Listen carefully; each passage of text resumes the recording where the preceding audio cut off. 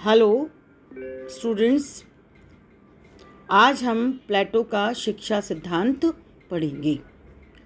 प्लेटो ने अपनी प्रसिद्ध ग्रंथ रिपब्लिक में शिक्षा सिद्धांत का विवेचन किया है।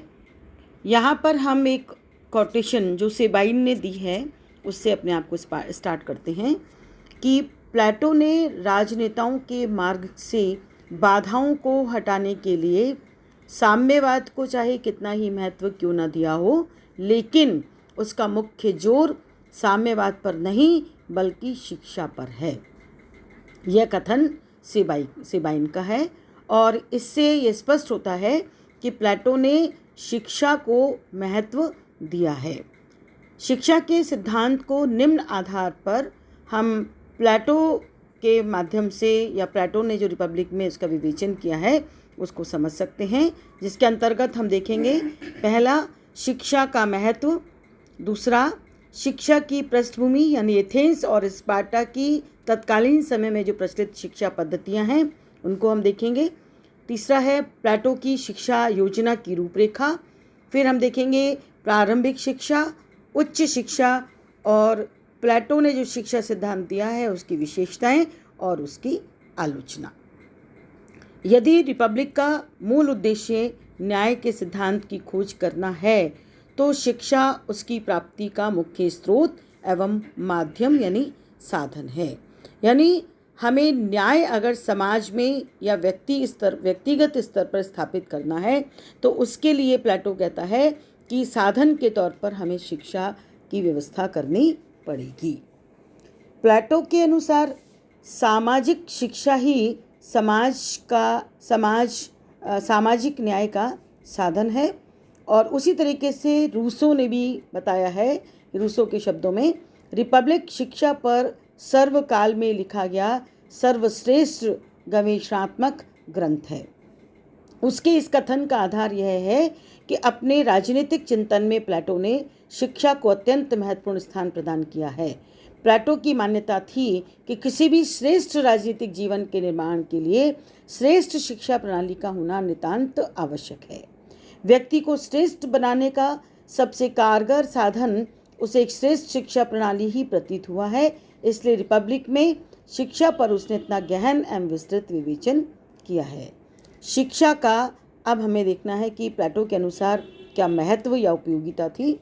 प्लेटो के दार्शनिक चिंतन में या दर्शन में शिक्षा का महत्वपूर्ण स्थान है। उसकी मान्यता है कि राज्य प्रथम और सर्वोत्तम शिक्षण संस्था है।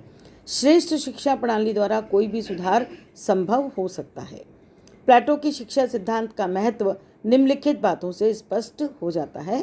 पहला, शिक्षा सिद्धांत न्याय सिद्धांत का तार्किक परिणाम है। दूसरा, नागरिकों को सद्गुणी बनाने के लिए शिक्षा की आवश्यकता है। तीसरा, शिक्षा द्वारा प्राकृतिक क्षमता का विकास होता है। चौथा, शिक्षा द्वारा आत्मचक्षु को प्रकाशोन्मुख किया जा सकता है। शिक्षा का सामाजिक पहलू समष्टि के साथ अपना समन्वय बैठाने में सहायता करता है। उसी प्रकार 6 पॉइंट है, शिक्षा का राजनीतिक पहलू यानी दार्शनिक शासक का निर्माण शिक्षा के माध्यम से ही होता है। और लास्ट में हम जिस पॉइंट को ले सकते हैं वो है कि शिक्षा का अपना एक दार्शनिक दृष्टि से महत्व भी होता है, अर्थात सत्य की खोज शिक्षा का अंतिम लक्ष्य माना गया है।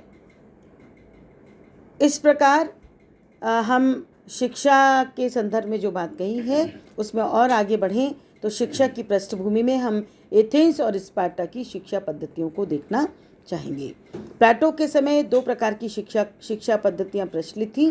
पहला एथेंस की शिक्षा पद्धति और दूसरा स्पार्टा की शिक्षा पद्धति।